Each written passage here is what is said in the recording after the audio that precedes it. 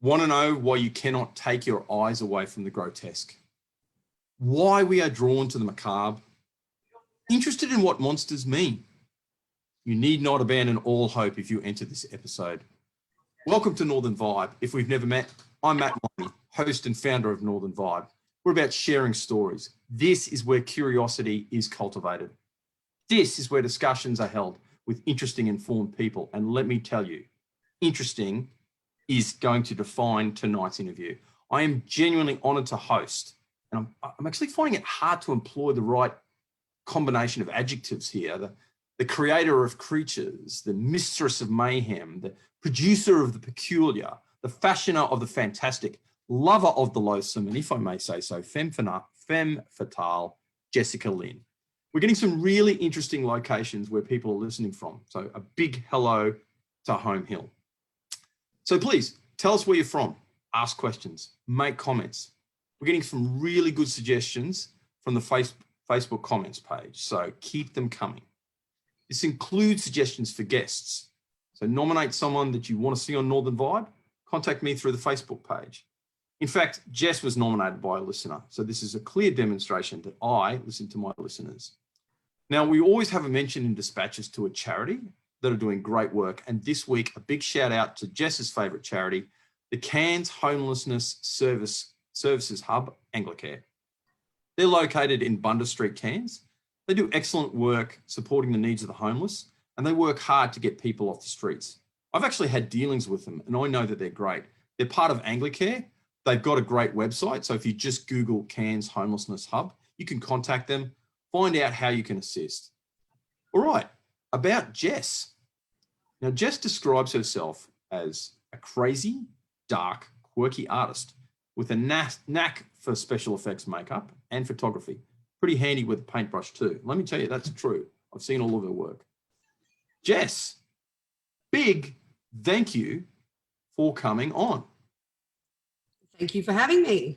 Oh, no, man. I'm kind of, I'm getting all tingly about this. You're going to witness a malignant makeover. Jess is going to change this beauty, young Poppy here, into a beast right before our very eyes. Now, while she's working away, I'm going to be talking to her and asking her questions. So it's going to be a normal interview style format. Look, being a woman, she can multitask. Me, anyone that knows me, that I can't even walk and talk at the same time. But Jess assures me that she can do those things. All right, so let's kick this. I'll just get you, Jess, to introduce your model. This is the beautiful Poppy. Hello. Poppy Maitland. We've worked together since Poppy was about 14 years old, and she was a student of mine. And we've worked, I pretty much drag Poppy onto every project that I have. So she's also learned how to do special effects makeup and glamour makeup, and she comes in very handy as my my wing girl. Well, look, Poppy, thank you very much for coming on. We certainly appreciate you allowing a very attractive, if I mean that in a totally appropriate way, just by way of observation, a very attractive young lady turning yourself into a monster. Yeah, I'm here to take care of that. Yeah, we're going to fix that right up. Not in my house. Mate, you might as well kick off the makeover, and as you start doing that, I'll just get you to start telling us about yourself. Absolutely. Now with this makeover, will say quickly, I have pre-made the prosthetic. So it's going to be a pretty quick but very, very effective makeover. So this is made of latex, and this is what we're going to be putting on the beautiful Poppy. So this gorgeous face will be no more. So if you would like to take off your glasses, and we're going to stick a contact in your eyeball. I've been doing this for about 6 years now, I think. And I was self-taught to start off with, and so I just sort of started off with some makeup for a Halloween party that was left over, and curiosity got the better of me to see how far I could push the envelope as far as transformations and stuff. So what started off as little wounds here and there slowly took over as complete creature makeovers, and yeah, from there has evolved into a really, really amazing adventure.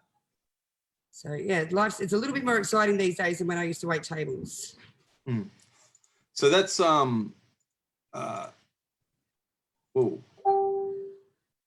are getting some internet issues here.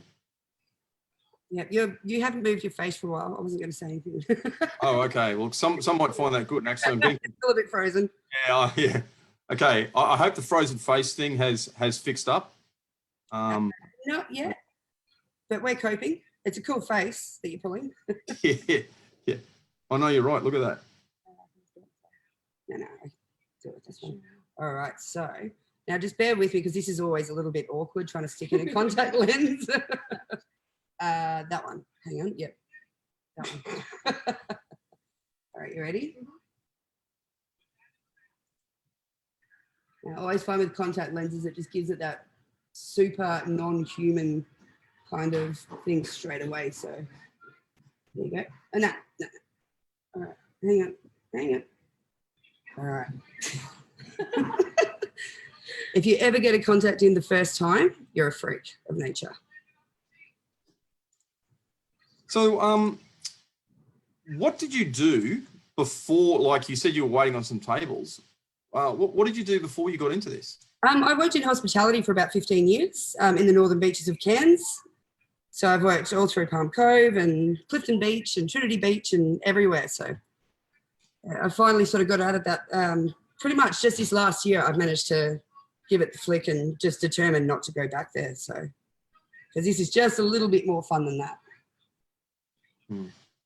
Look, clearly there is a lot of darkness. And look, I'll go back a little more too and sort of indicate to the viewers that I have done so much research on this because I was just so drawn into this subject and it's just amazing. There's a lot of darkness in your work. Would you mind sharing where that comes from? I've always been a pretty morbidly fascinated person. I was obsessed with horror as a kid growing up, and I think for me it was never just because it was grotesque or anything like that. It was a fascination with how it was done.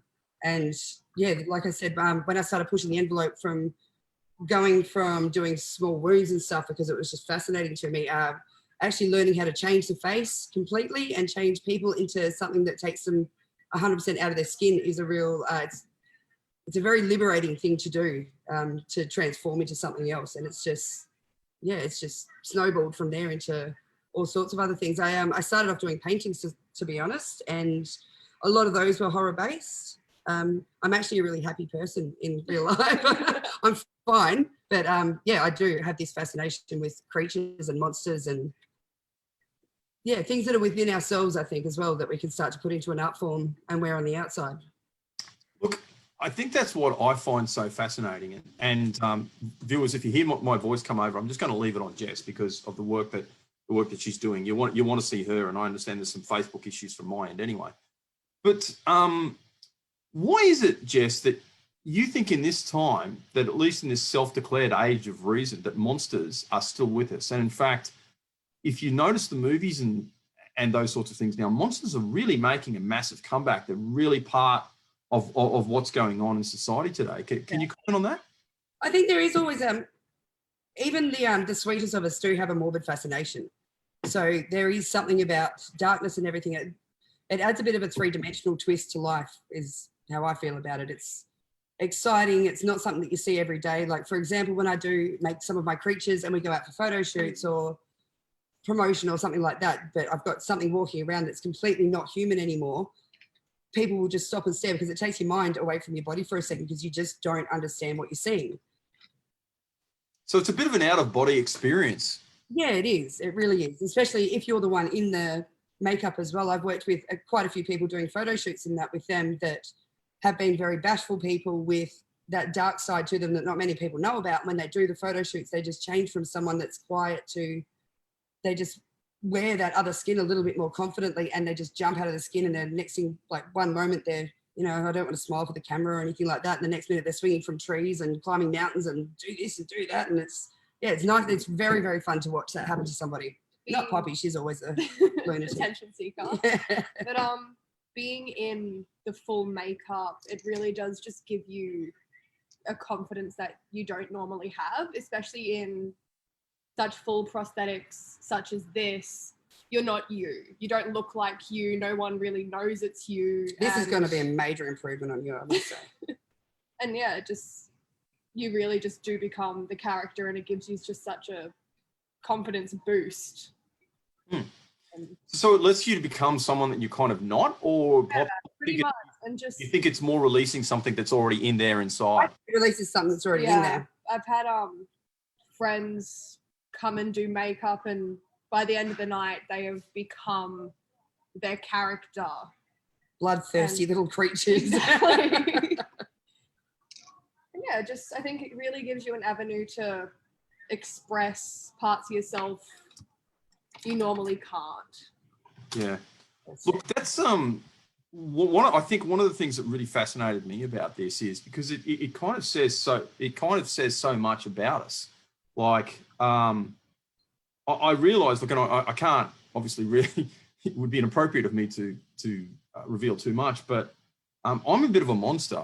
And I realized that actually some time ago, without going into precise details of how and why, because it would be kind of inappropriate on a rated PG show. But Matt, you know you want to. Well, I can't tell you the specific circumstance, but like I can tell you that I found out that I kind of like hurting people, and like that was a very confronting thing to find out about myself. Yeah. Look, the circumstances were, again, without, the person deserved it. Well, at least I in my head, the person deserved it, and I totally rationalized what was going on with that. And the person wanted to fight, and they were really, really keen to kind of pull me on, and they suggested that, and I ended up owning that person really, really quickly. And I found I liked it. I really, really liked it. Yeah. And it made me realize that there is a big streak, and that made me realize that there's some other things going on with me, and I suspect everyone else psychologically. It's just that a lot of people don't get exposed to it, if you know what I mean. Yeah. Or a lot of people aren't open to it. Yes. Absolutely. Yeah. So look, we'll kind of go off a little bit that now too, because like I really don't want to. Well, I'm happy to talk about it a little bit more, but I really don't want to go too deep on that, because I'll end up actually probably getting disciplined, and not in a good way. But look, what sort of monsters appeal to you the most, both of you? I tend to lean towards things that are a little bit more humanoid but deformed kind of thing. There's something about taking away facial features and not moving things around. Yeah, because I think it does sort of reflect on that there are monsters in all of us as humans, but something that terrifies me the most is, there's things that have human arms and legs and skin and everything, but then they're just completely out of this world. Mm. There is that, I feel like everyone has that fear of something being human, but it's not. Like a hybrid kind of creature, It's just kind of, I know for me personally, a bit of a subconscious fear where you're looking at something and it just doesn't look right. And I think you especially love doing that, like taking away someone's nose or a top lip or something, looking at them, you can see something's wrong, but you can't identify what's wrong, and that makes people really, really uncomfortable. Yeah, it's that uneasy feeling. Yeah. That and clowns.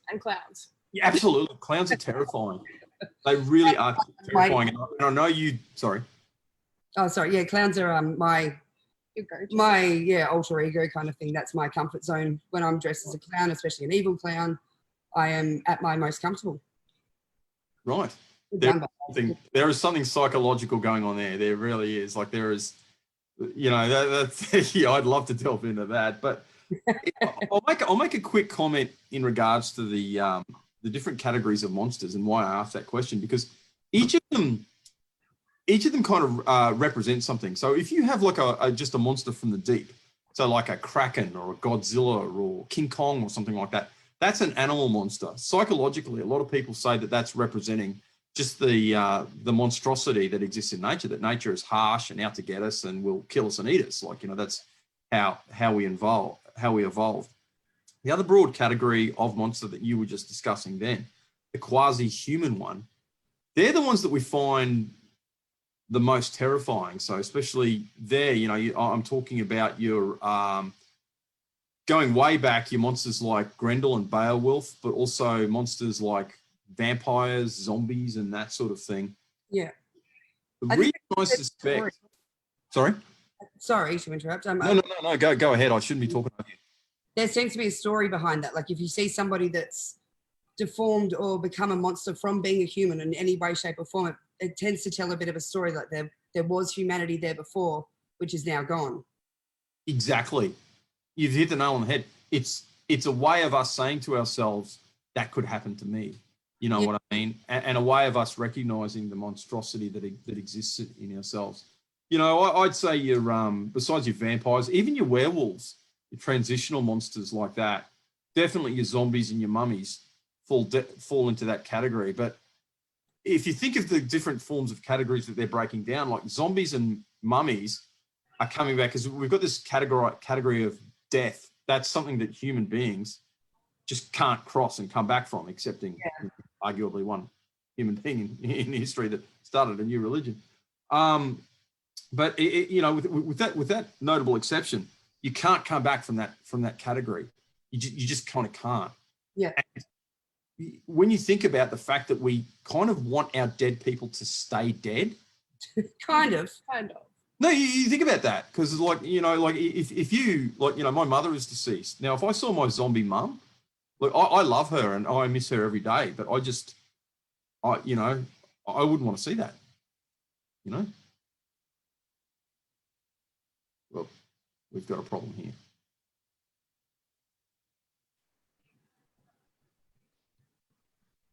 Yeah, I just definitely would not want to see something like that, you know. Yeah, of course. So, all right. Now, do you ever do friendly monsters? No. There is one character that we do called Hooble Peep, who's one of the demonic clowns I work with. I actually do him on a local comedian called Caleb Day, and Hooble Peep is his eyes are ripped open, his mouth's ripped apart, he's got these white eyes and this bald head with his green hair sticking out the side, and he's probably one of the most lovable child murdering clowns you'll ever meet. But that's about as close as I'm going to get to doing a friendly one. Yeah. All right, we're going to set this on now. All right, you ready? I'm ready. It's going to be a bit stinky. I know. I don't like how I do Here it. it comes, viewers. Here it comes. All right, it's getting real now.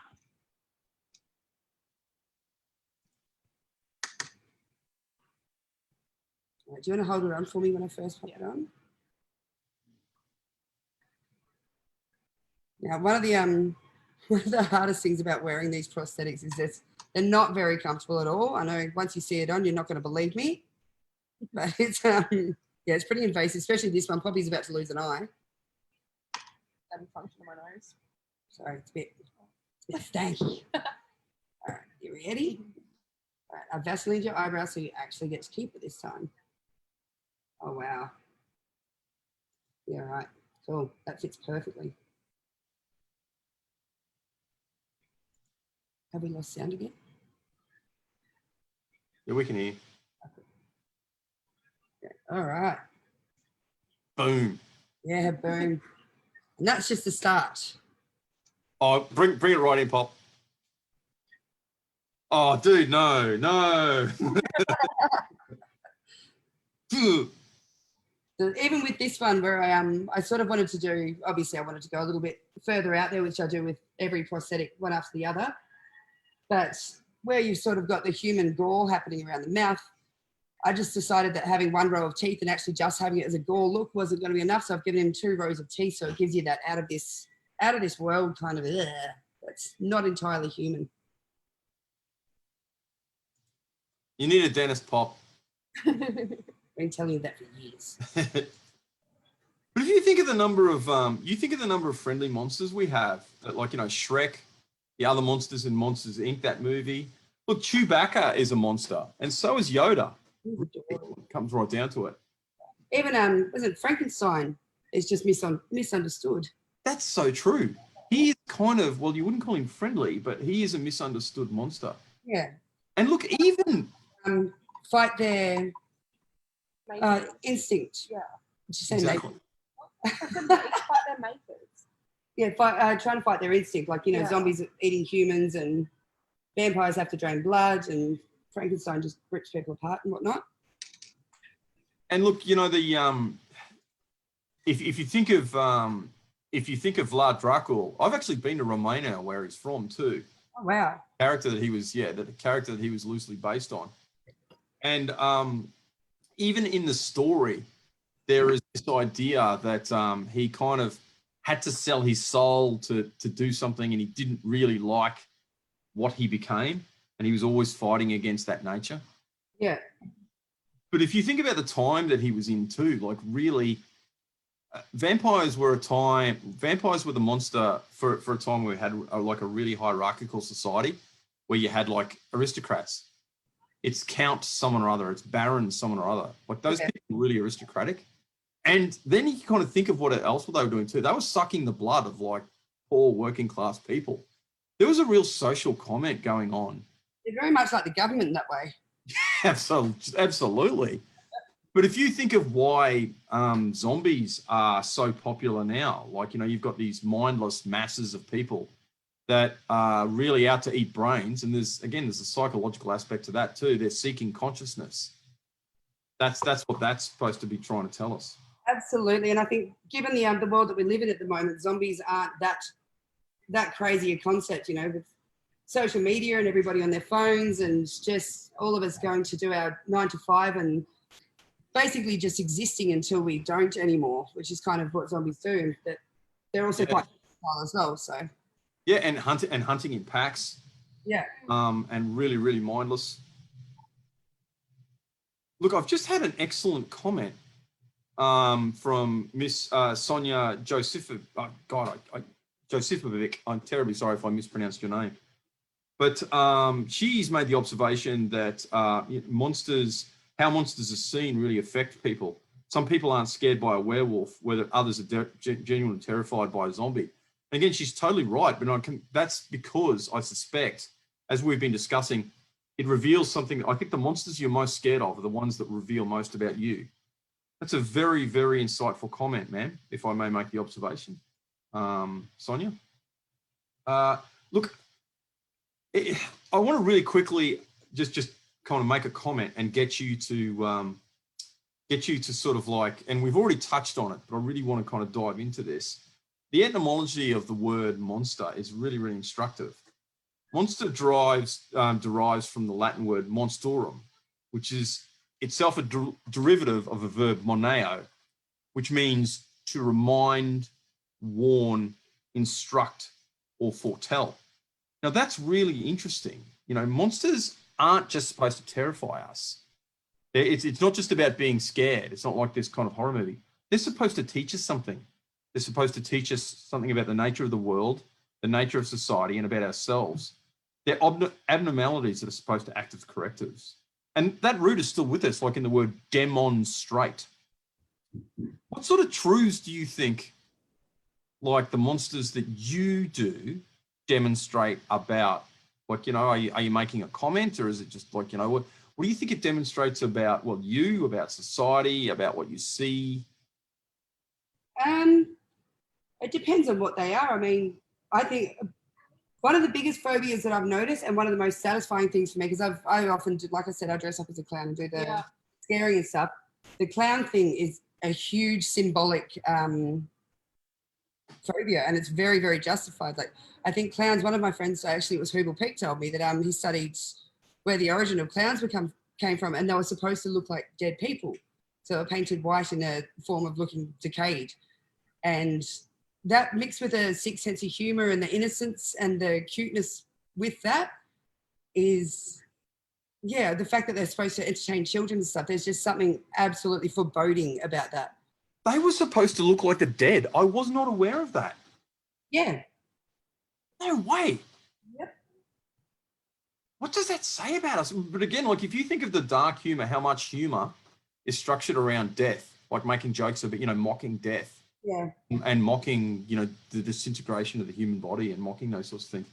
Like, you know, I was formerly in the police, and let me tell you, like, so much cop humor is rarely dark.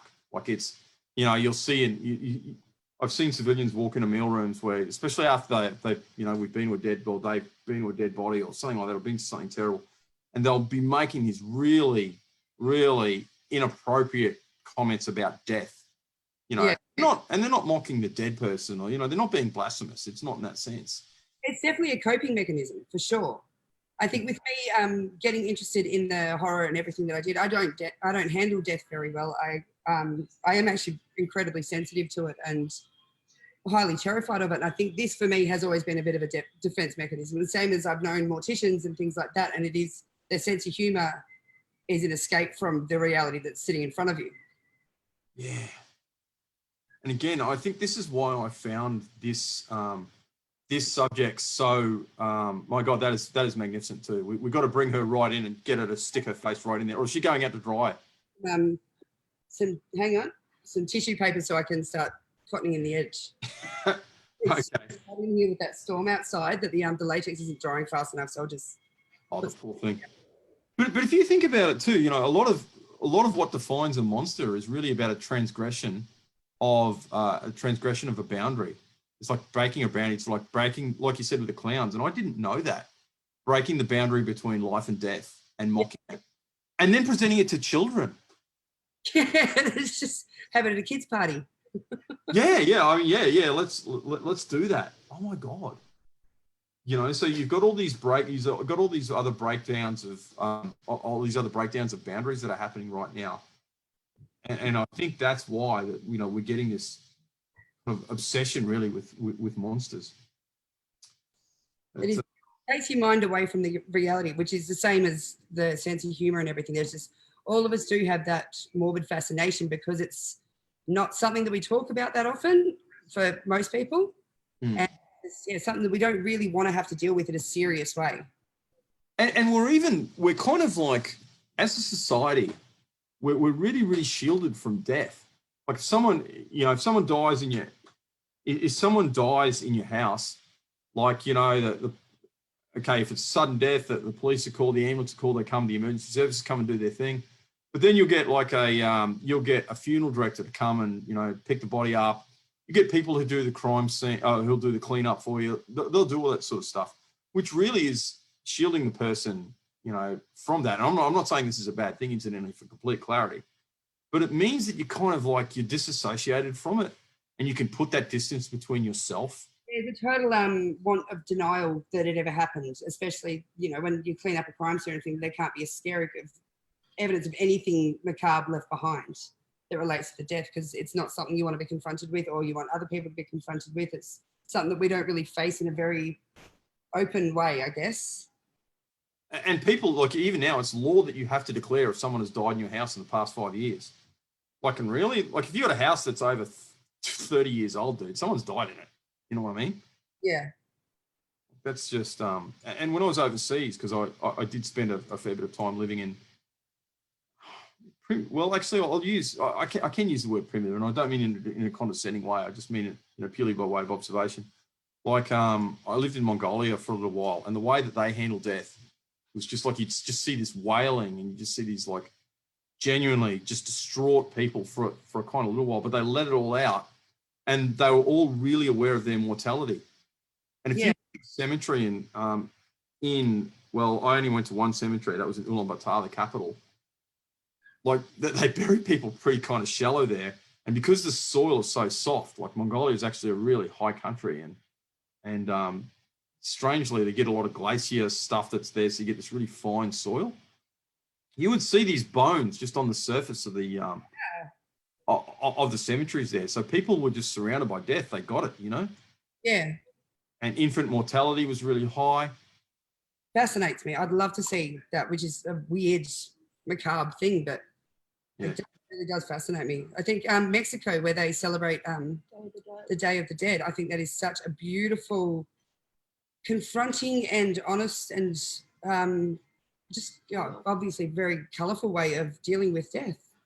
They light candles, there's flowers, there's colours, there's sugar skulls. It's a celebration of the people that have passed rather than mourning with black clothes and sadness and Well, see, that's it too, because, you know, I heard this beautiful eulogy once where this person described the person, the deceased, as someone, you know, they died. So it was like a tree falling over, and this massive, like when you see a really big tree fall over, you know how with the complex roots, it kind of leaves a crater in the ground.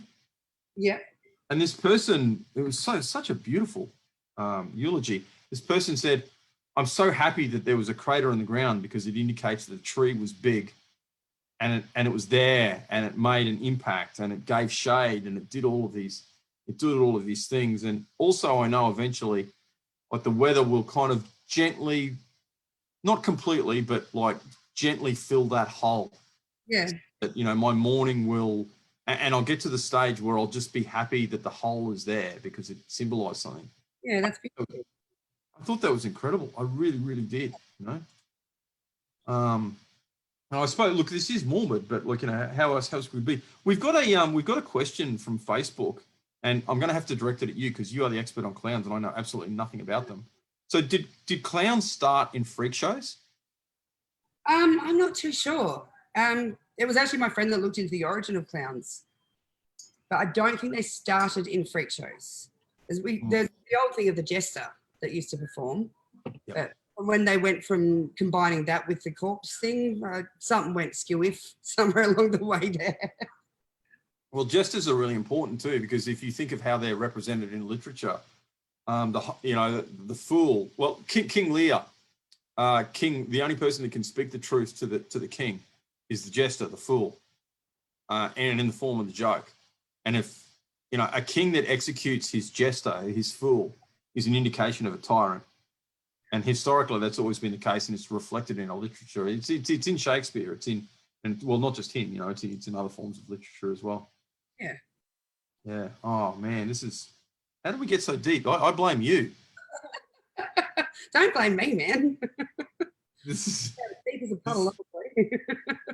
But man, if you're gonna look, I say this: if you're gonna look at a monster, look at a monster. You know.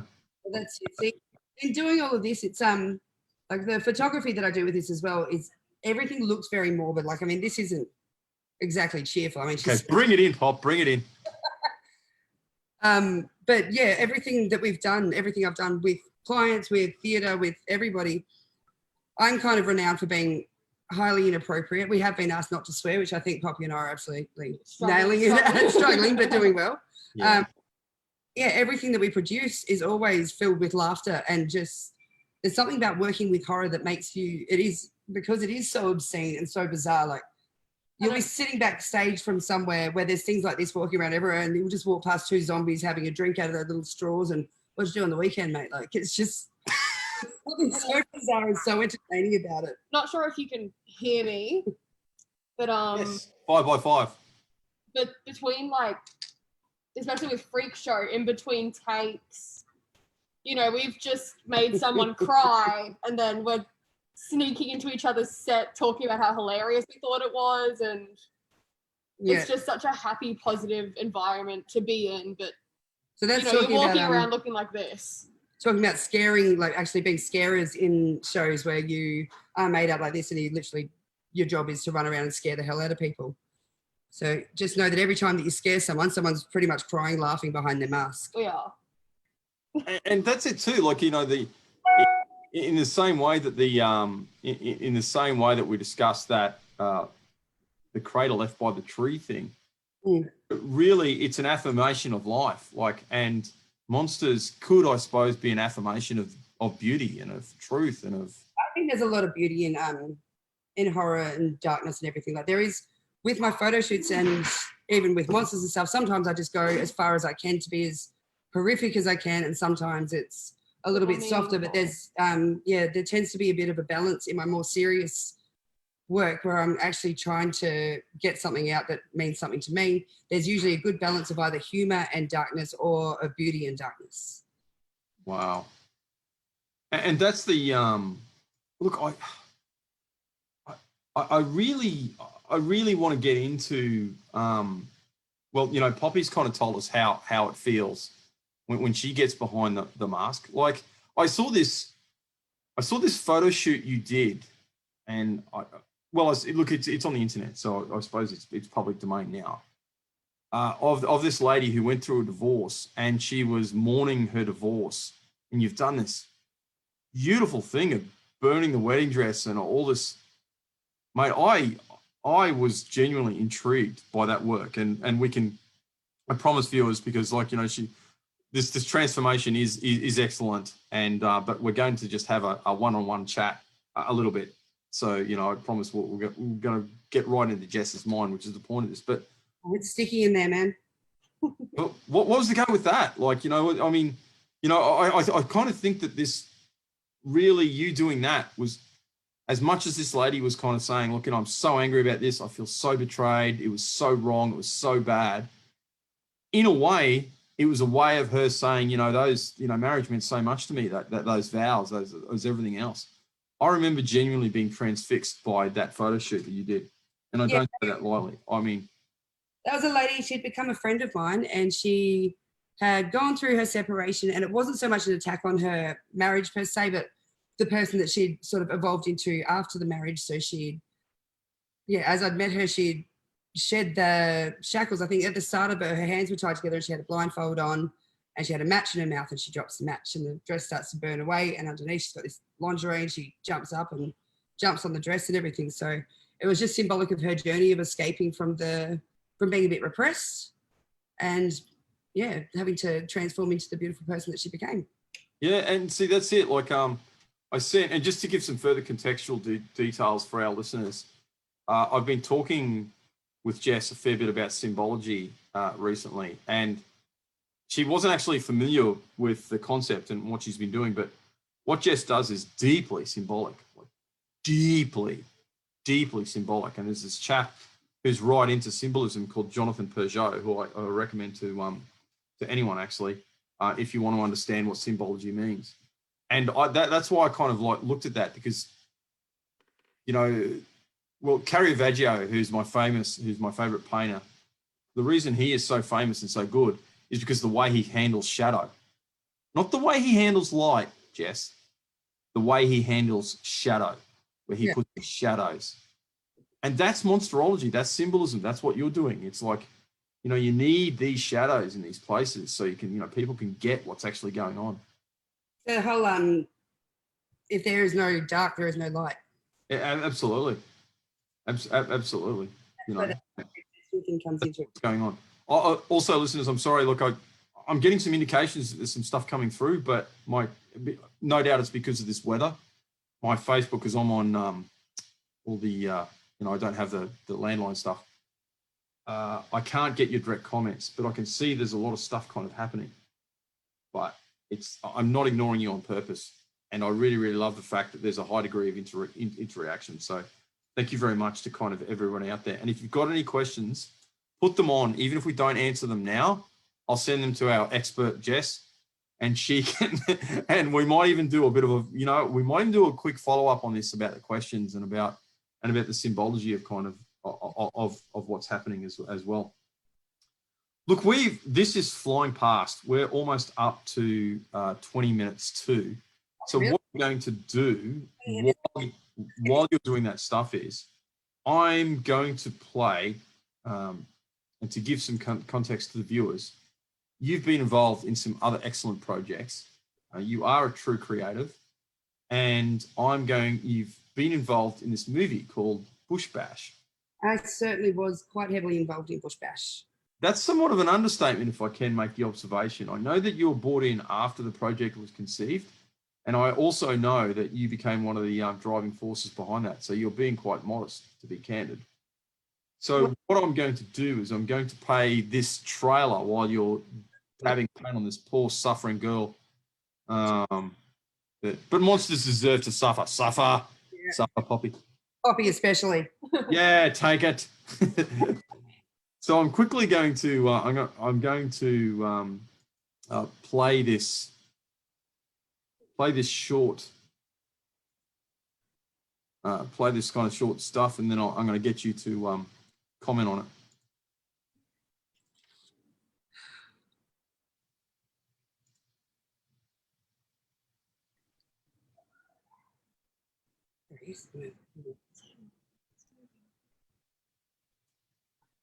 Cooper's Creek.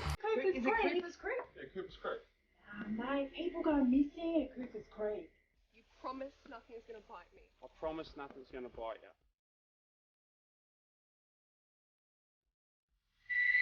Poppy! You got to have Vegemite.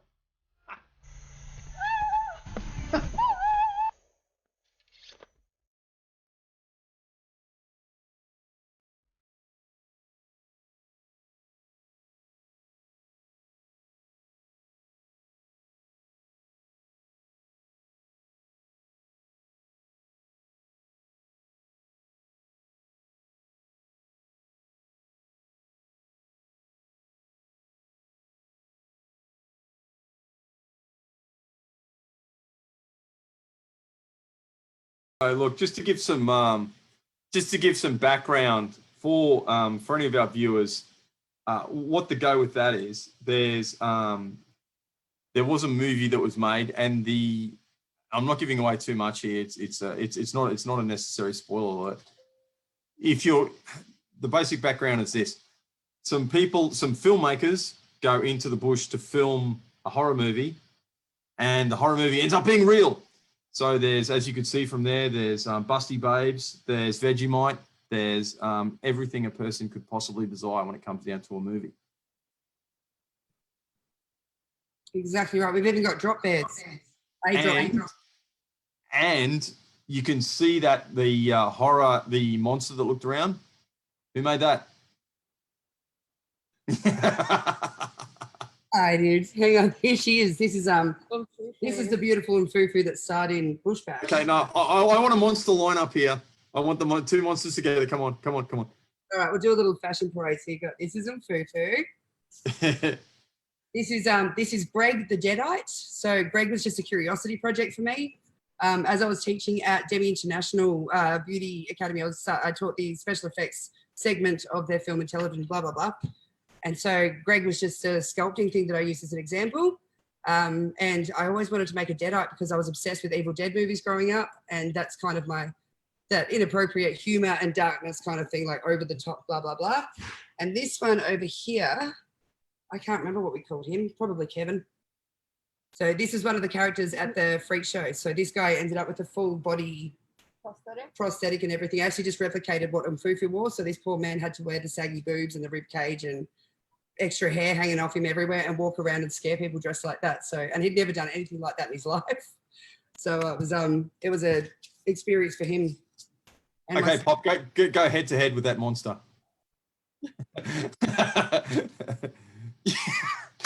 Let's go.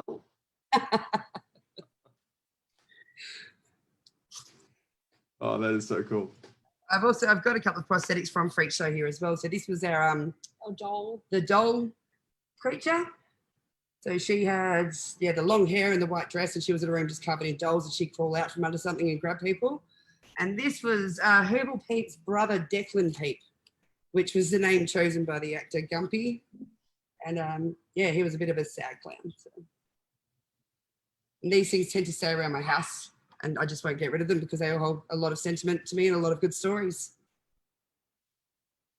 I've just had I've had a viewer come on and just say that, Poppy, you are truly frightening. So you are striking fear into the heart. Ah, she does. She has sex on people. Oh no! Oh, and we lost vision for about 3 minutes too. God damn! It's the storms. Sorry, people. It's just it's terribly sorry. I hope we didn't lose too many out of that. But look, we're getting a fair bit of love, so I suspect that that's not the case. I'll smack you. Thank you. All right. So look, tell me about the project of Bushbash itself. The whole thing was just an incredible adventure. It came across the mind of Jason Kontos, who is one of the players in the band called Caladad, which is down in Sydney. Jason got in touch with me. We became friends over doing video clips together for the band, which I used to be a massive fangirl of, so it was all a bit exciting for me. And he got in touch with me and said he had this idea for this movie. And And from there, we snowballed it together. And he's sort of just rolled with his storyline that he had in his head, that he wanted a bunch of amateur filmmakers to go out into the wild, Daintree, and the monsters are out there. And he really wanted me to showcase what I can do with special effects. And we wanted it to be as tacky and as badly acted and As we could. as but awful, terrible, corny as we could. And I think we kind of nailed it, because it's really entertaining. It's one of those movies that if anything, it could get itself a bit of a cult following in the long run. It's over the top Australian, and yeah, Jason did a great job. All the team did a great job. And the interesting thing about Bush Bash is when we were up in the Daintree filming it, was when COVID struck. So everything went into lockdown while we were away as a group. And so that sort of gave us, we're all losing our jobs while we were up there, and it was bizarre. It was such a strange feeling. And then to come home, and most of us were in hospitality, so all the restaurants are locked up and all the chairs packed in, and it was sort of, we always refer to it as the tomorrow when the war began. Oh, that is so cool. And Yeah, look, amazing. I have actually, I've got to be honest, I've seen it. I think it's great. I am one of those fanboys as well. Yeah.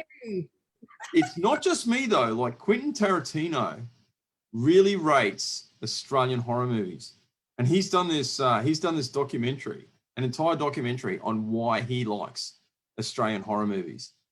Oh, but wow. it's really cool, because then he goes to say he likes the underground producers, the people like you and this other chap that are doing stuff.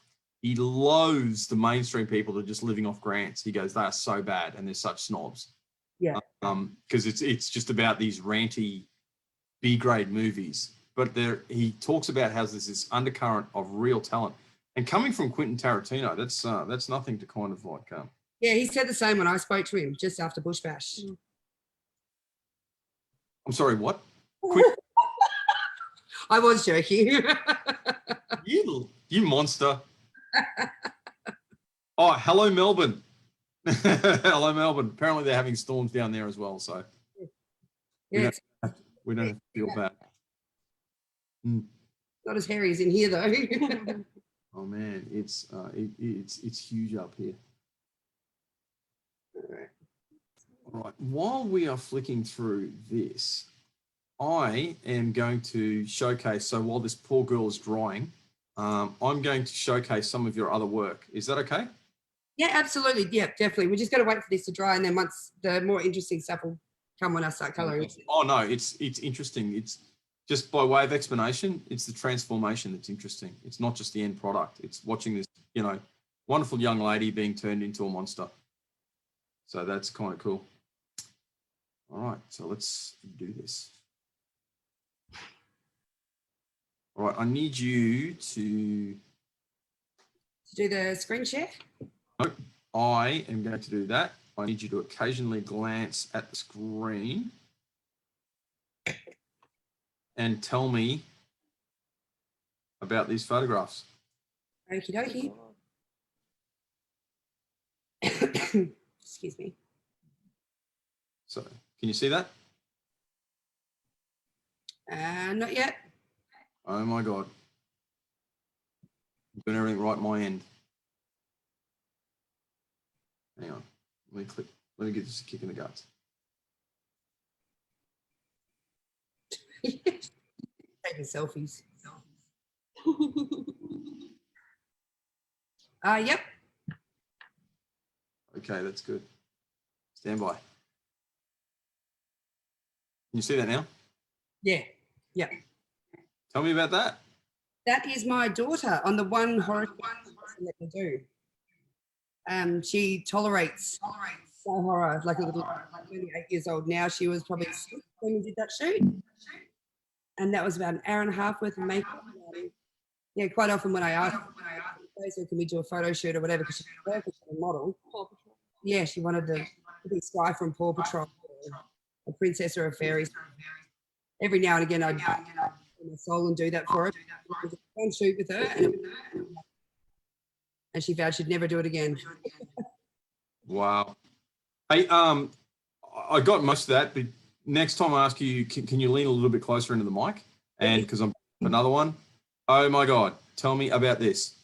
That is me as a clown at the Little Restaurant of Horrors. It used to be the monthly hands. So that's my alter ego, Tickle Shits. I'm sorry, your alter ego, whom? Cindy Tickle Shits. Of course. Okay, can you tell me about Ingy Tickle Shit? Yeah, Cindy Tickle Shits. He's a bit of a gender confused clown, purely due to my manly voice.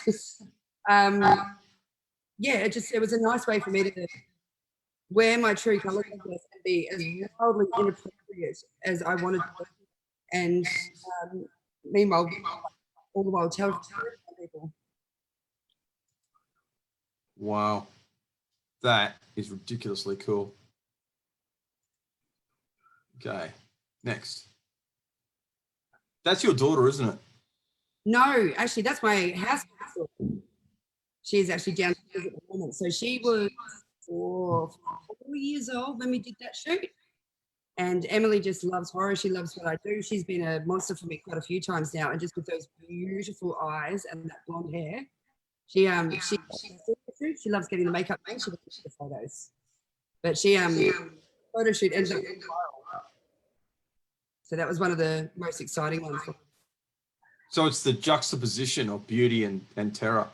Absolutely. What is that monster? You got to tell me more about that. The monster? Yeah. Which Emily? Yeah. Yeah, it's sort of just a apocalyptic kind of thing. The cuteness and the sweetness, because she's such a tiny girl as well, which really, it kicked it off. It was just to fall into my hands, being so innocent looking and just being able to sit there for 2 hours while I did her makeup like that. I think she spoke once and said she was a little bit bored, and then we put a movie on and she was great. We went for a big, her mum came with us, of course, and we went for a big walk, and she just owned it with those poses and stuff. She was just off like a rock. It was great. It was such a fun day. That is magnificent. And look, one thing I have noticed about a lot of your work, and it includes what you're doing to poor Poppy tonight, is teeth. Yes. Like, did a dentist torture you or something? Is there something for With a past life, because the amount of I really do. They freak me out. These ones especially make me really uncomfortable because I actually have trypophobia, which is a kind of fear I think a lot of people will know about it, about small holes or clusters of things. And quite often with special effects makeup and monsters and stuff, there's a lot of use of that. So these teeth, the way they are, because I normally do quite sharp monstrous teeth, but the way they sit quite close together makes me really uncomfortable. Well, let's talk about teeth and why they're important and symbolically what's happening there, please. And Poppy, I'm keen to hear from you too, as much as you can talk through that torture that you're going through right now. To be honest, I've actually, right now is the first time I've really made the connection, but when I was 24 years old, I fell out of a parked car and smashed all my teeth out. So that might have a little something to do with it subconsciously. But right now is the first time I've really looked into it. So these aren't my teeth. Okay. Talk. Oh no, that's my. Sorry, that wasn't my teeth. No, that's Verbal Pete. That was a lovable, the friendly clown. Yeah. Caleb. He's not friendly. He finds the absolute pajamas out of me. You've got this interview where he's got this person that he's killed. He's one of the most charming clowns you'll ever meet. Caleb's got this amazing voice. He's very articulate and very, very educated in the way that he speaks as Verbal Pete. You cannot help but love this clown. He is just hilarious, wildly inappropriate, bloodthirsty for the blood of children, but incredibly lovable and sweet. Again, there is that nexus between death and children. Yeah. There's so much going on with this. Oh, we're going to do that later. I really want to go into what you're doing a little bit later on. We're kind of sitting down and kind of talking about it. All right, show me what you've done. Tell me about it. So we've stuck the prosthetic on, and do you want to lean right in? Yes, we do. And latex to stick this on. The whole thing's been made out of latex. It took probably about 3-4 days, maybe a week. But yeah, the amount of hours that I do spend sitting around making teeth is just ridiculous. It's a bit tedious and time consuming, but Because this was actually made on a different face cast than Poppy's, a couple of sides haven't stuck down, so I've been putting some cotton in to stick it down and make it actually stay on. So once that dries, that's when the real magic will happen, and I get to blend it in and start adding blood and some real horror to it. Okay, so let's talk about what you actually need to do, the mechanics behind it. So do you have to take a mask of Poppy's face first, or like can you just like do it off a? I didn't actually have Poppy's for this one. We sort of didn't have enough time to do it. So I've actually used, this is Hoople Pete, this is Caleb Day's face. And this actual face was made by another local artist, special effects artist, Sue Kim. So yeah, you do have to do a life casting on most of your like most of your models to build. Well. Yeah, if you want it to fit well and be completely perfect. Umfufu's was made on Bianca Williams. And so that allows me to take this home rather than building makeup onto the face. I can use clay and I build out whatever special effects features I want. I can get rid of noses and build out cheekbones and anything like that. And then it's a matter of positive, negative, positive, negative. So you have your sculpt, you build your sculpt on there, and then you mold that and then take that away. You layer that with latex. And then after a while you get to pull that, and that's what gives us this prosthetic. And then the teeth there are actually made out of polymer clay. God, that's terrifying. That seriously frightens the absolute jabbers out of me. I swear to God. A bit of light on it. Yeah, We've got a camper light here because we're professionals. that is so cool. Okay, so how many hours are we talking here? That one was probably about 12, I'd say. That's the number after 11 and before 13. Yeah. And 12 hours for the, oh my God, thank you.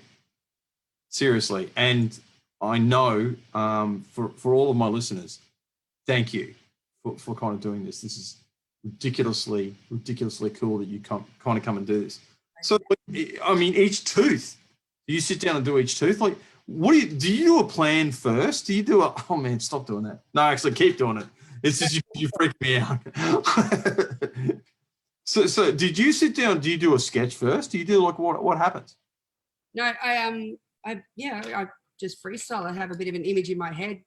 And because I've done so many different masks and so many different faces, I think every single one that I do, I want to be completely different from the last. So I don't want them to blend together. I want to learn, evolve, and develop more atrocious things.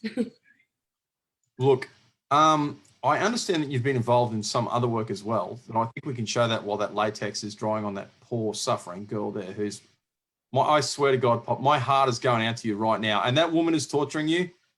I will call child services for you, okay? The first I'm going to make when I got off here is the Department of...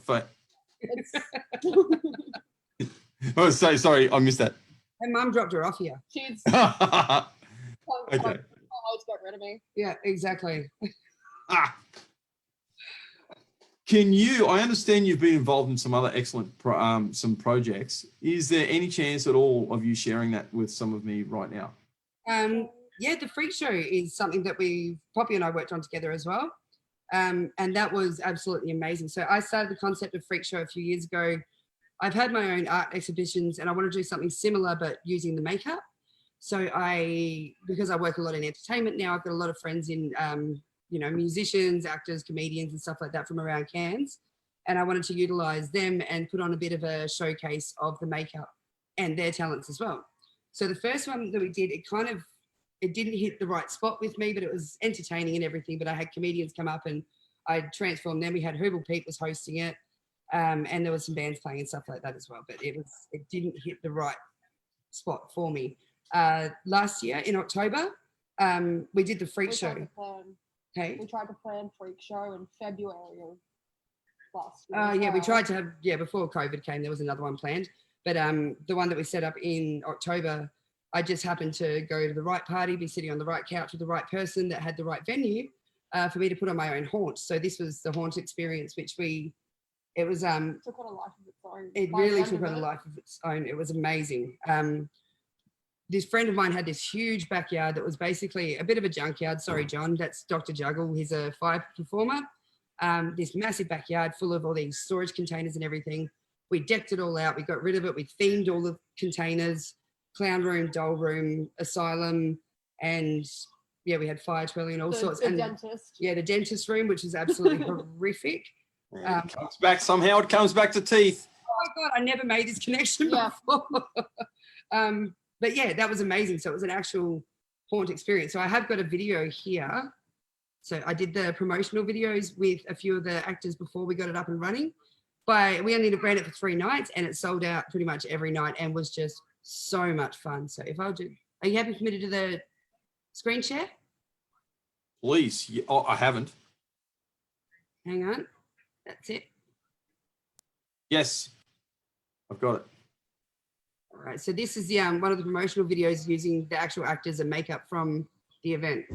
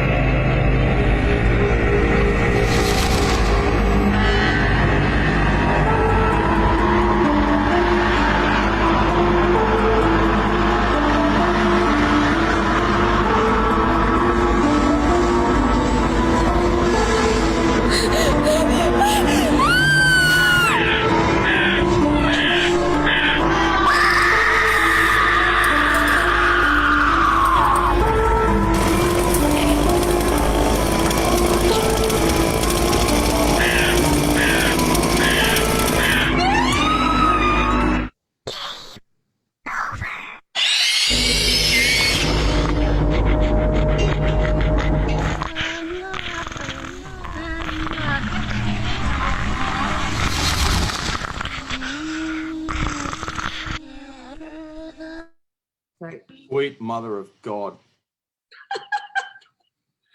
Yeah, so that was that went Some really people well. do That was those. one of those projects that for me it just felt like I had absolutely nailed. Not just me. I mean, we had Rebecca from Create More in Cairns on board as well, and she, with the team that we had, the actors that we had, everything that we had, the location and the costumes and everything, it was phenomenal, and it just felt like such an achievement. You're a So that- genius. You know that, don't you? Yeah, thank you. No. You actually, I know you get funny about people saying that, but it's true. So, like, you did the makeup, you did the filming, you did the. Yeah.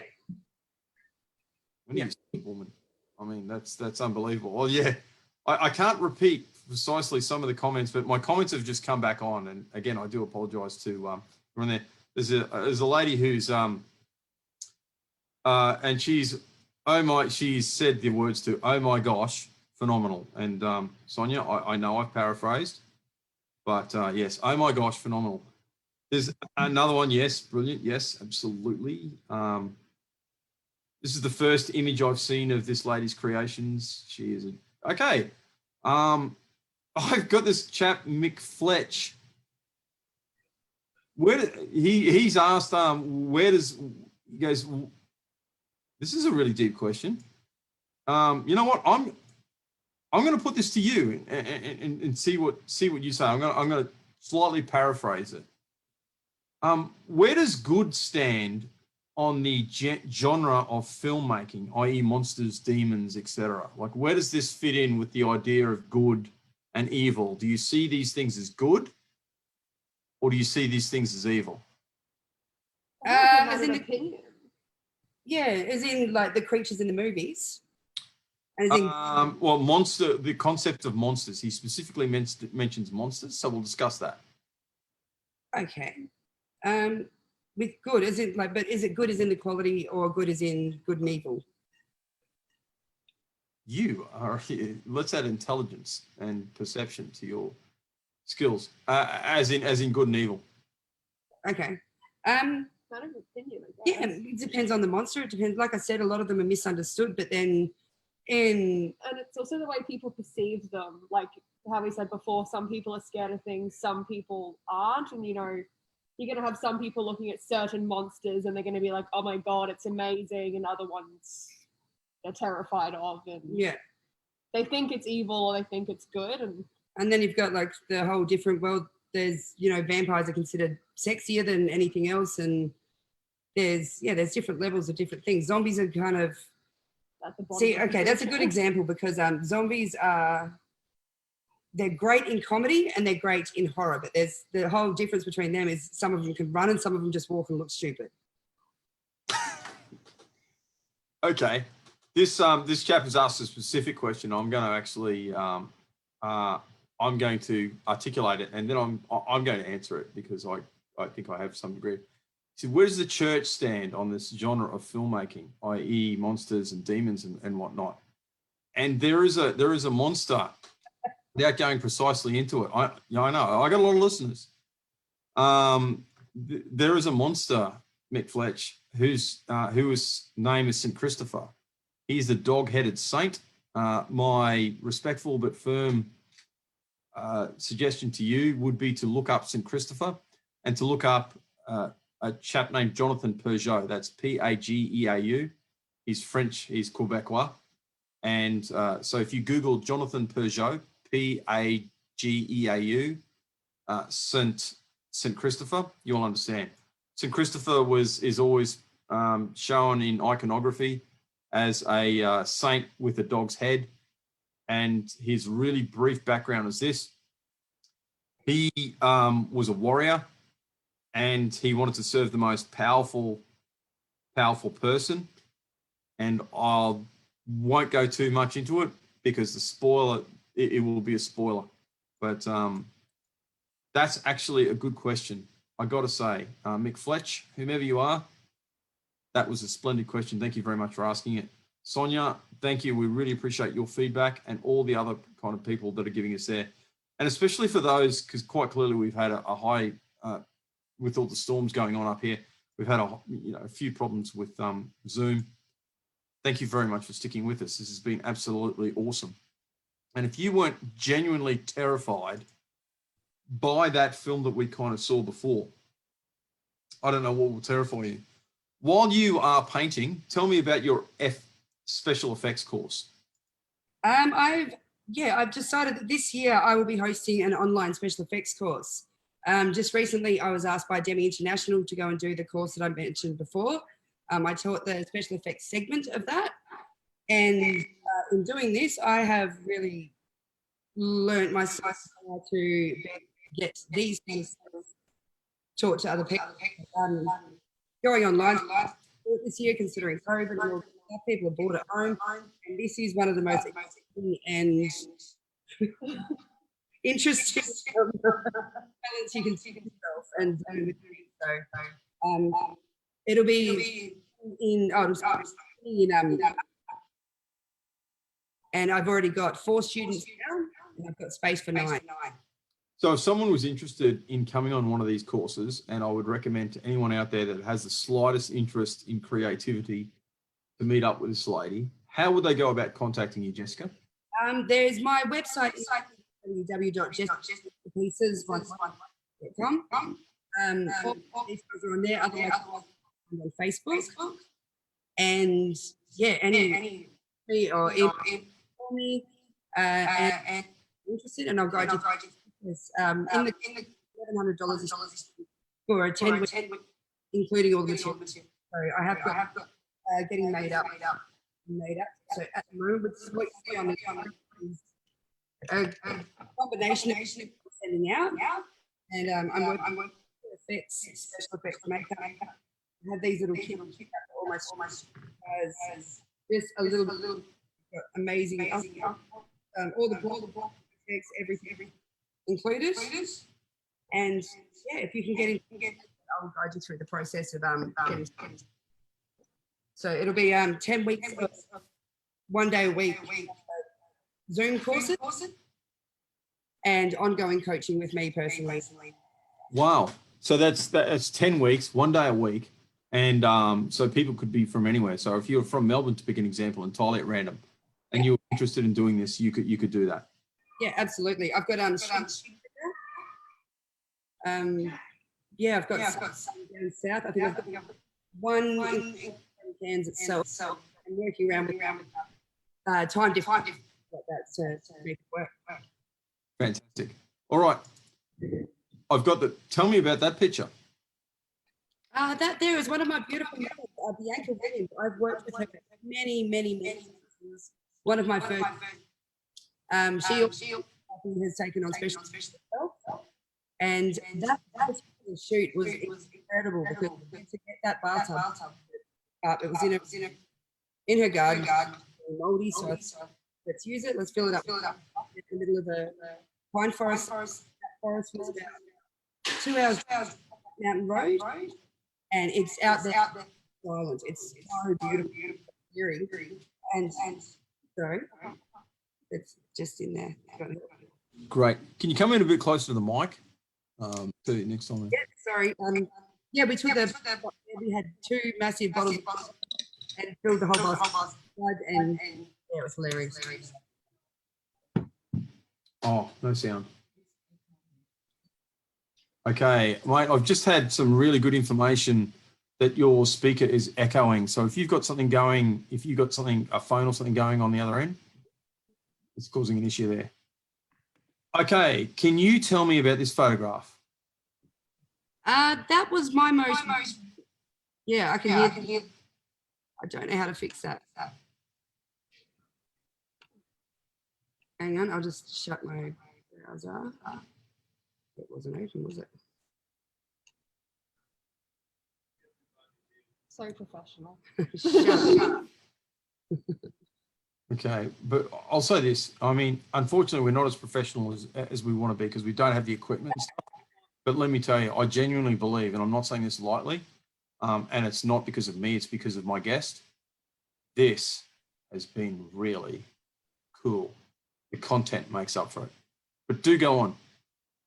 Yeah, this is one of my most prosthetics and photo shoots. So, Liz, and she just popped out one after another on Facebook. As the model, put her hand up, and I had face made in that dress. We just went down the. I was really happy with the photos. What is with that red skull? That was a prop that I made for the. So it was one of those $5 jobs that I fixed. How long did that take you? Probably about 20 minutes. The skull? Well, okay, the skull took 20 minutes. What about the rest? The mask took, probably about the same, about 8 hours. Much less teeth. Wow. Okay, tell me about that. That was me. Back before this, and that was around in my room, and trying to get some cool photos, and that's what I use for my profile for as a Emmy and for everything else. So wherever as professional, I like Wow. Okay. Alrighty. Let's stop the share. Mate, we are still getting some issues with the storm, unfortunately. It is ducking in and out. Yeah. But show me what you've done. No way. So we're coming down to the last. Yeah, this is where it actually starts to take effect. I think in the past, whenever I've done makeup with people, I get very apologetic when it's, it's all the white latex and they're looking in the mirror going, oh, this isn't going to look any good. And it will. Yeah, It's a process. I've gotten used to it now. So I just tell you to suck it up and you'll see it when it's done. But yeah, it's at the end when all the shading and the coloring and everything starts going on that you start to understand where my head's been at. And that's what it's all about. It's understanding where your head has been at. And you know what? It's even deeper, Jess. It's understanding where humanity's head has been at. Yeah. I'm going to get D&M here. Since we first sat around the campfires as human beings, like we've told each other stories of monsters, and monsters do take different forms, tales of strange things that have lived in weird places, good, the bad, the ugly, things that lived in shadows and caves. you know, it's the divine and the demonic. Yeah. Monsters aren't myth. They just aren't, because they're kind of discussing real psychology, what is actually happening in real human heads, and what's actually happening symbolically and phenomenologically. For those that don't know what phenomenology means, it means in the world of experience. Mate, could I get a comment on that from you? I did. I think, yeah, the telling stories around the campfire and everything, that was definitely something I was into as a kid. I enjoyed running around scaring my friends and all that. It all comes down to the same thing, which is that morbid fascination. At the moment, the kids that I'm living with and my own daughter, even though she's one of the biggest chickens in the world, she's not here, so I can say that. She's probably watching. Sorry, Izzy.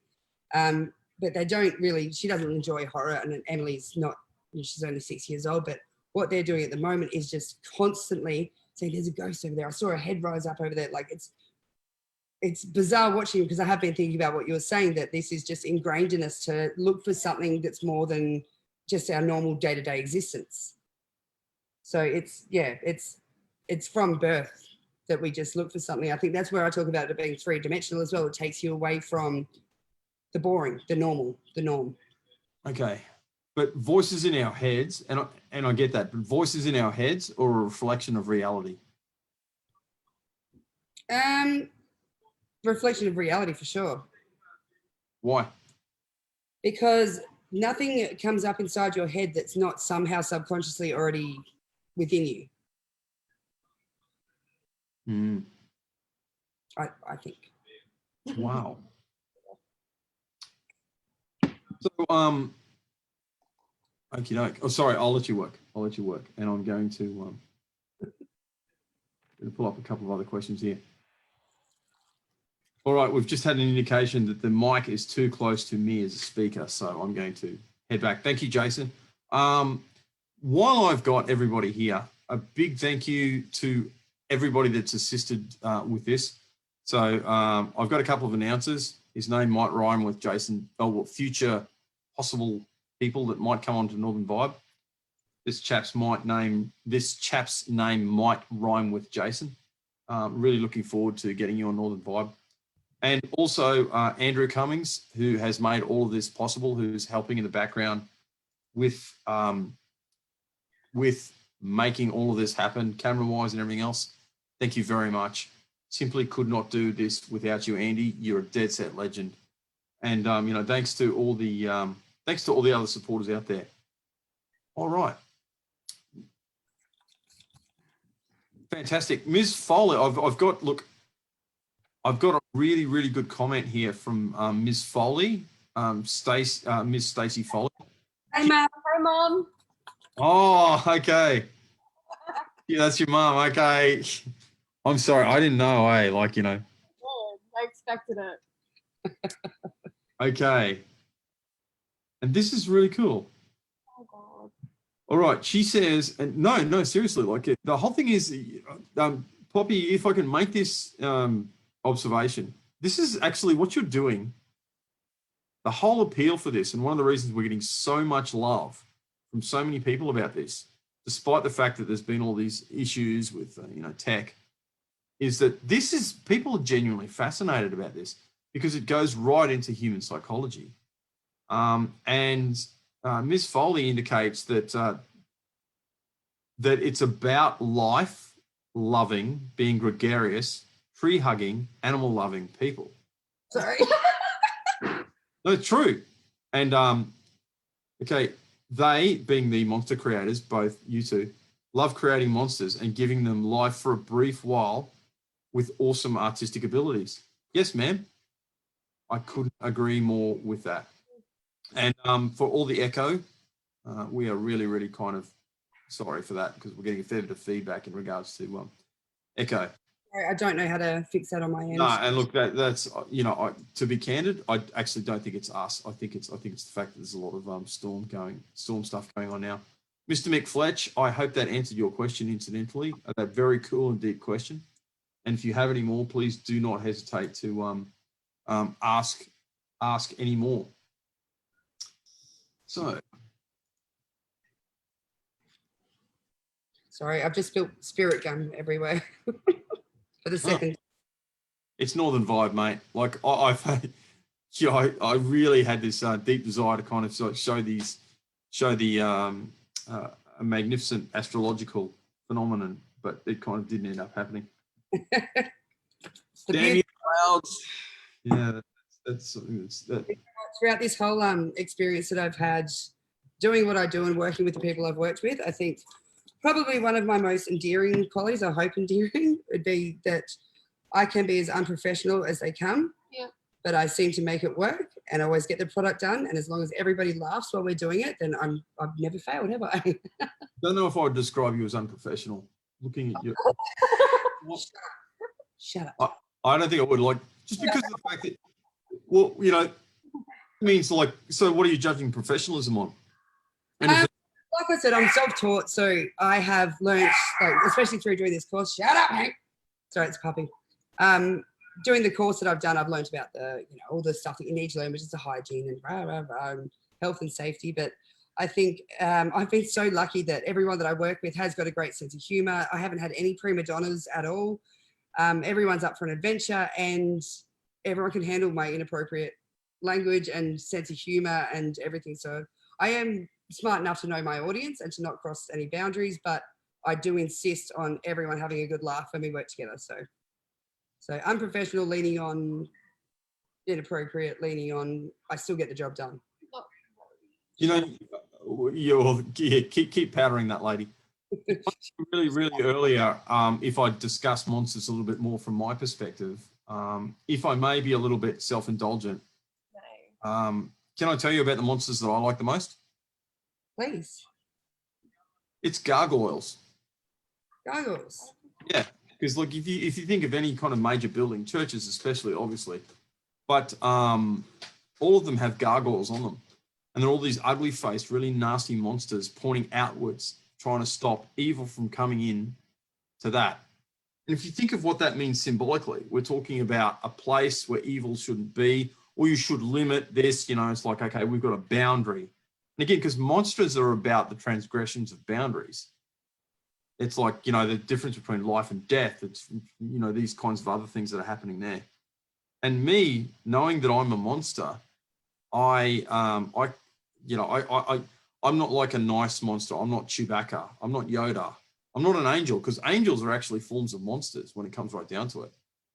Angels are monsters, but they're good monsters, you know. Me, I'm on the border. I'm right there on that borderline, you know. And I'm happy to kind of like stare, because I know that I'm a little bit nasty and I have these things in me. I'm happy to kind of like sit on their border of decent society and stare things down and go, you can come no further. But I actually feel a little bit out of place when I'm in decent society, when I've crossed that. Like, I'm happy to be on the borderline. That's where I fit in. Yeah. But if I go back into decency, you know, I don't really fit there. That's not where I belong. It kind of feels like, I think once you discover your own monster and you start to appreciate and own that, you start to realize where the real mask lies, and with society and the things, the way that we have to act, and like I said, with the inappropriateness and stuff like that, I think that's where I represent a bit of a clown, a bit of a demonic clown, and that's when I can just really relax and just let go of dark humor and all that kind of stuff.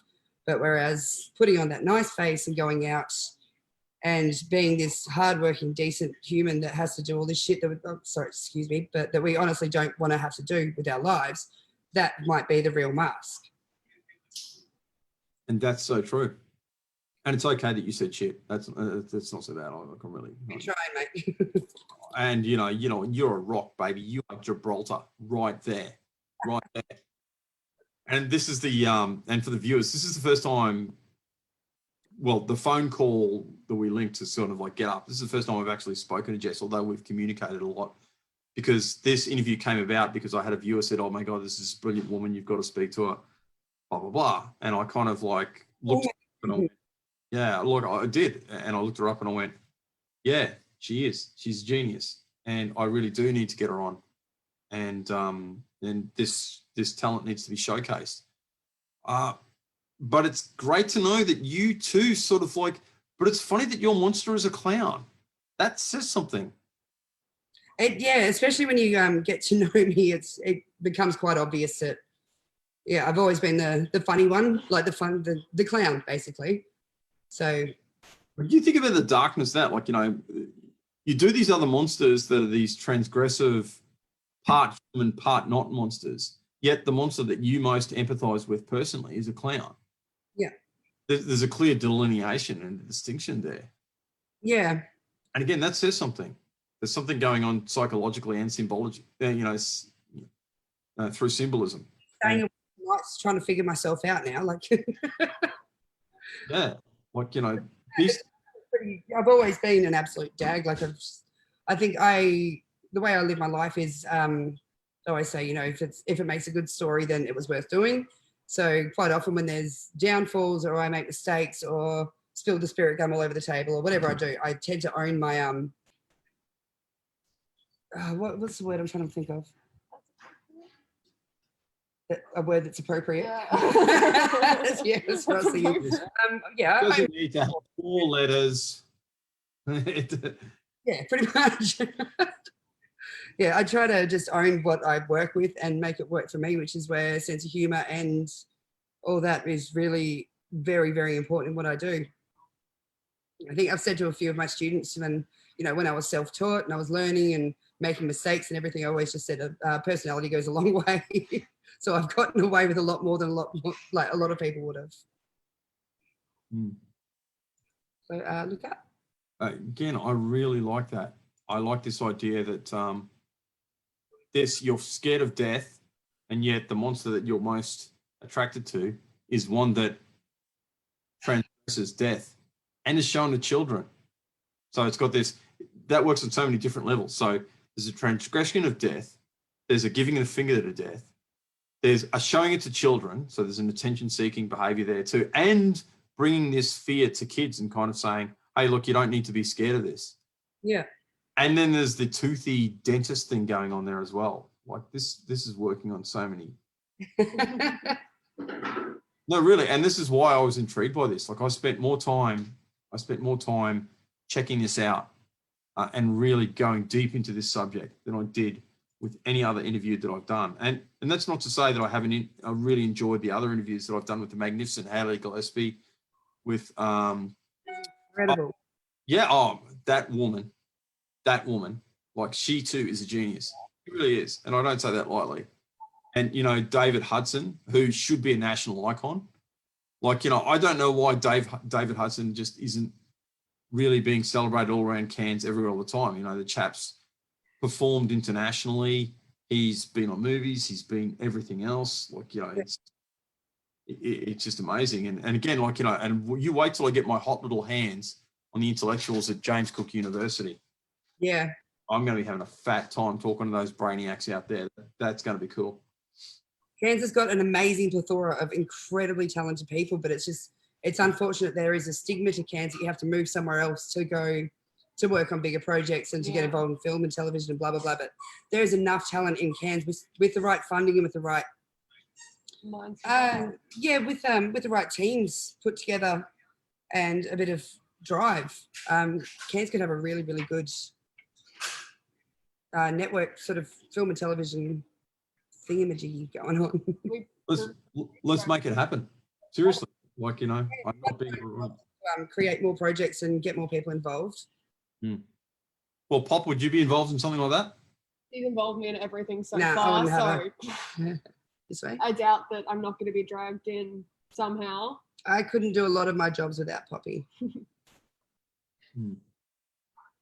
So we've had this discussion, you know, with Jess and I in between the difference between the monsters that you like and do, because she does these toothy kind of weird stuff, and the ones that she has the most empathy with, obviously being clowns. Is there something like that with you? Can you kind of want to? I personally, Jess has pretty much taught me most I know about makeup, but I personally prefer gore. And I'd much rather focus on creating an incredibly realistic, gory scene rather than creating a monster. Don't look at me like I'm that. sorry. I'm trying to. No, but see, they're not mutually exclusive. If I can make that observation. And look, the other thing I want to kind of say is like, I've worked quite a bit up in Cape York, and I've got to make these necessary qualifications. We've been going for an hour and a half. Do you know that? Have we? Yeah, no, true God. Glasses. Well, I'm elaborating on this now, so I'll I'll throw. No, that's okay. It's a bit hard to. And I learned a little bit about indigenous monsters when I was kind of up there. Now, I know, and especially from looking at the comments, there are definitely indigenous people. My mates from Cape York, g'day to Cohen, who are watching this, and I'm not an expert on indigenous spirituality, nor am I an expert on indigenous monsters or anything else like that. All I can do is relate the things that were kind of told to me, and they are different. So I know I'm going to say this, and there are going to be people from, I don't know if there's anyone from America looking at this. Let me have a look. I know. Probably people from Cohen watching this, looking at those names, and there's probably people from Wudja as well. But this is what was told to me. Okay, so don't go getting angry. Indigenous people going, oh my God, that's not the same as in my area, because there's all these different kind of distinctions. There is this spiritual being called an awu that really kind of freaked me out, and I had a little bit to do with in a job I went to, and the concept is this: that and again, I'm going to give a very broad overview, so no one gets kind of offended. There are guardian spirits for most kind of areas. And of course, most of those guardian spirits were either superhuman beings that existed before creation, so kind of before the dreaming, although they're part of it. But some of them were human beings who became guardian spirits of that area. Now, one of the words for that is awu. And to become an awu, you can be drawn into a place where you don't belong and subsumed into the dreaming, into the spirit song of that area. Because, again, this is what was told to me. Spirits, here's a mind-blowing concept that I genuinely spent months thinking about. The idea that spirits have songs, and that a song and a spirit are not mutually exclusive concepts. So when Indigenous people are singing the songs of their areas in the sacred place there, that song has a spirit, and the spirit is the song. They're not mutually exclusive. If that makes sense, does that kind of make sense? Yeah. So you could be subsumed as an awu into that area, even if you're actually not from there. If the local spirits decide that they kind of want to have you on board as a, but that's not good, because I'm kind of saying this and it kind of sounds like good, like you've been drawn into this nice. It's like, no. Like, the dreaming is a really scary place. It's such a scary place. And there are these people who are intermediaries who can go in and out of these areas. And oh my God, the concept of the awus was explained to me, and through how you can become it through eating bad mai, bad food. It frightened the absolute heck out of me. But I noticed a real link between that and what I'd call Western monsterology, because it's all about transformation. It's about bringing out either the good or the bad that pre-existed in you beforehand, if that kind of makes sense. Oh my God, look at that. This is just the final little touches here. Right. These things can take anywhere between like half an hour for just application, but I can spend. No. The entire point of this was the transformation of a beautiful young girl into a monster. We were talking before about zombies. I really don't like zombies. Do you like zombies? I love zombies. I love zombies. Really? they're one of the most fun things to do as makeup Yeah. because you cannot stuff it up. Absolutely cannot stuff it up. And it's just fun. It's just free reign. And because, like I said before, they are so versatile, they translate Horror, from, comedy. horror, comedy, all that kind of stuff. Like, you know, especially with the zombie genre, like you can say Shaun of the Dead's an incredible zombie movie, and you can say that Dawn of the Dead is an incredible horror movie, and they're, you know, based on completely different things. One's obviously a comedy, one's a horror, and zombies are versatile. Zombies are just... I love hearing her speak so professionally, and but this is what she is. She's clearly, but besides being terrifying, she's intelligent, clearly. Absolutely. What sort of, why is there this link between humor and horror? I guess some people, horror really, I guess in a way, comedy can make it less scary for some people. Like in a way that it's coping. Like I know people, they refuse to watch a horror movie. Mechanism. Yeah, I guess more defense mechanism. Like I know people that refuses to watch a horror movie, but they'll watch a horror comedy, like the scary movies and stuff like that. And I guess it's just they get to enjoy defense mechanism. Yeah, defense mechanism. They get to enjoy the scary without actually being scared. Do you think it's any coincidence that, you know, post 1945, when we saw the images of Auschwitz, that zombies really became part? Because before that, it was kind of like, you know, zombies were like, meh. We had mummies and whatnot. But post 1945, when we saw the images of these, you know, people that have been tortured to death and starved to death, you know, in those terrible camps. I've never actually made that connection. I watched I don't know if you probably have as well, the concentration camps on Netflix at the moment. And just, I kind of zoned out while it was playing. And of course, it is all this actual footage from back then, all the black and white scattered footage of the corpses and just a real full-on in-your-face what actually happened. And yeah, it was bizarre watching that. And I was kind of thinking about the way I deal with makeup and the way that I used to, with the morbid fascination, you know, rotten.com and everything when you're a kid, and it's all that stuff's there. But it was, look at it and I'd still feel a bit sick and feel sad and sorry. But quite often now I look at that and it's more reference photos kind of thing. So when I was watching this concentration camp thing, I was amazed at how the bodies actually looked and everything. So it was more of a study in a way because of what I do. But yeah, I've never really made that connection like with those zombies and stuff.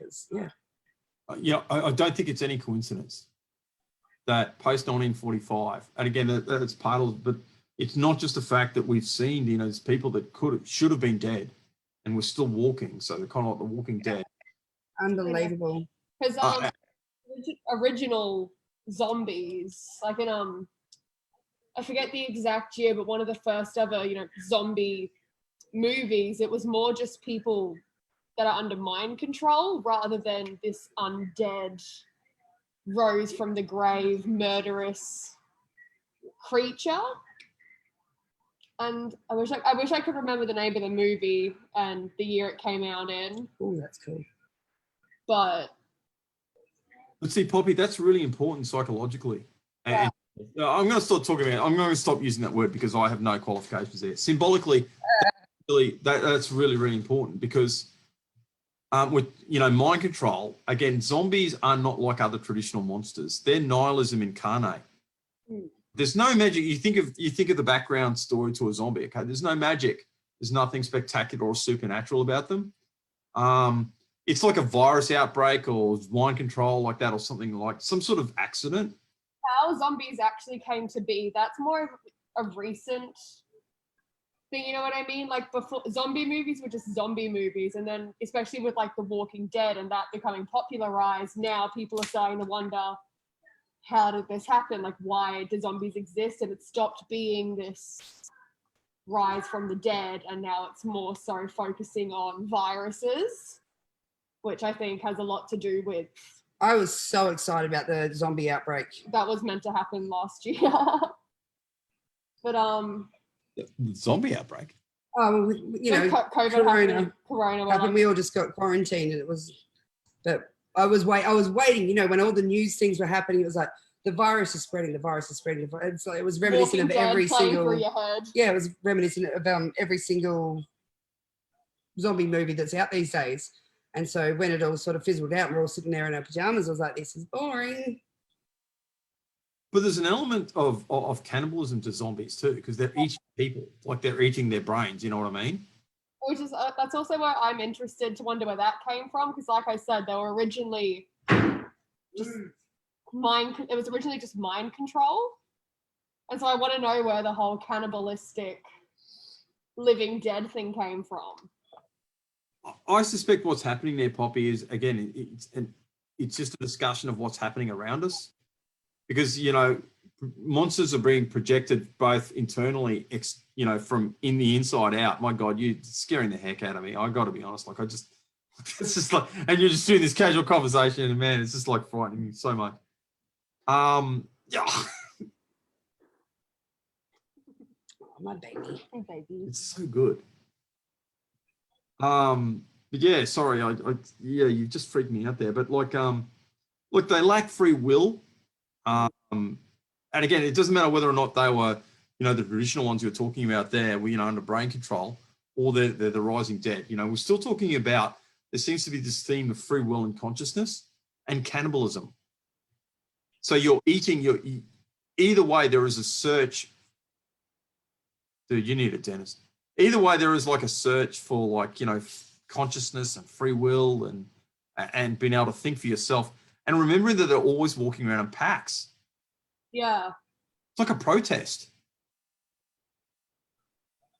You know, they're not like these individualistic monsters like vampires or werewolves, which kind of like, you know, well, you know, werewolves you used to get them in packs a little bit, but vampires definitely worked alone, man. They were an individualistic. Think of what's going on there symbolically. They're an individualistic, aristocratic monster working by themselves, the top. Whereas zombies are like these mindless packs walking around seeking point and consciousness. Have you seen What We Do in the Shadows? No, tell me. Oh my goodness, it's one of the reasons that I wanted to get into filmmaking.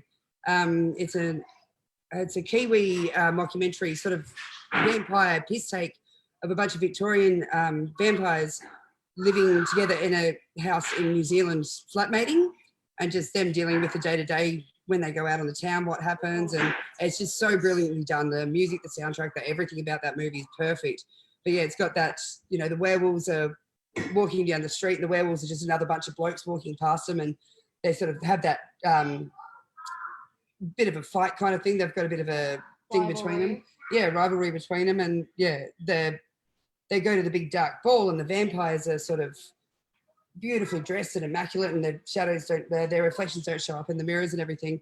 And you can only see in the mirrors, you can only see the zombies, and they're just brain dead, you know, stupid, goofy looking, smelly, the real Hobo looking. Yeah, the real hobos of the whole dark world. That looks, I think you're done. Well, bring it right in. Bring it right in. And we're bringing our professional. And then describe what you've done, Jess. Can you see it? Yes. All right. So I've just stuck it on. I've used latex and spirit gum to stick the prosthetic on. I've used alcohol paints. Oh, shut up, Siri, not you. I've used alcohol paints and grease paints to blend it all in with some foundation as well. And yeah, I've put a little bit of blood and gore around the teeth. I've got this scabby blood here, which is really amazing and really quite graphic. And it just sort of sits in chunks, so it doesn't really lose its shine at all. And yeah, added some blood around where the pins have gone through her face.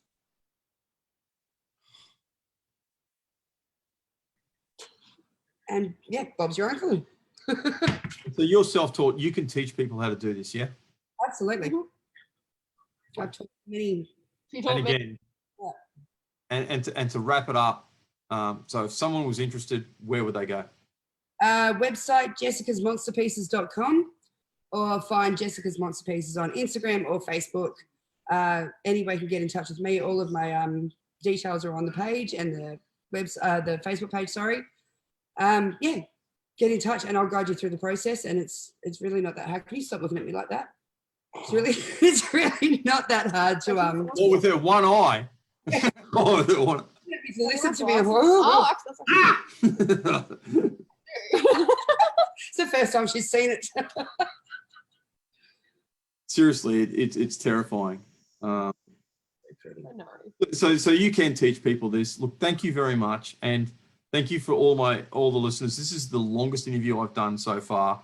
Thank you very And much.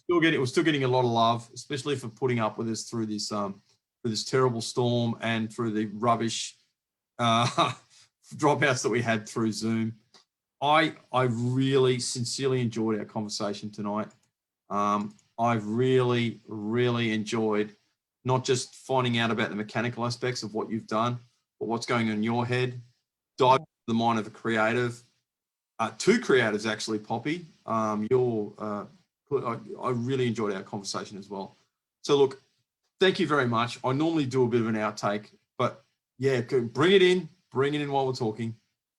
Right in next to line. Thank you very much for tuning into Northern Vibe.